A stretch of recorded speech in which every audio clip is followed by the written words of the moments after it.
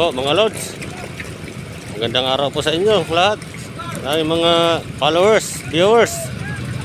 Ngayon po pauwi na po kami. Tapos na po namin karga ng isang bangka ng 10 toneladang bangos. 10 tonelada po ang laman po yan na bangos. Yan po, pauwi na po kami mga lods. Yan po. Ang ganda po ang sukat ng bangos na yan, ang size. Tamang-tama lang po ang size ng bangos na yan para po sa market. Press na press po. Talaga namang ang lasa po niyan ay napakasarap. Para sariwa-sariwa. Mga lods, uwi na po kami. Yan po ang mga kids. Diyan po yan malaki ang mga bangos. Diyan sa mga kids po na yan mga lods.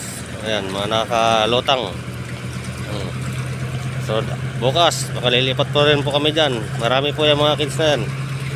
Yan po ang aming harvestin. Ito po, napakasariwa po. Buhay pa po yung iba. May pauwi na. Para amin na po yan i-classify at ikakarga po doon sa loob ng truck. May truck po doon na nag-aabang na magdadala po ng bangos sa Maynila. Ito. Yan po. Napakarami po yan mga lods. Press na press bangos. Yan po ang mag-aalaga po dito ng mga bangos. Yan po. Yan po nilalagay. Yan po yan nakalagay ang mga similya. Yan po pinapalaki. Pagka lumaki na po, amin na po ang harvestin sa loob ng 6 months to 8 months. Mga lods. So, maraming salamat po sa panonood mga lods.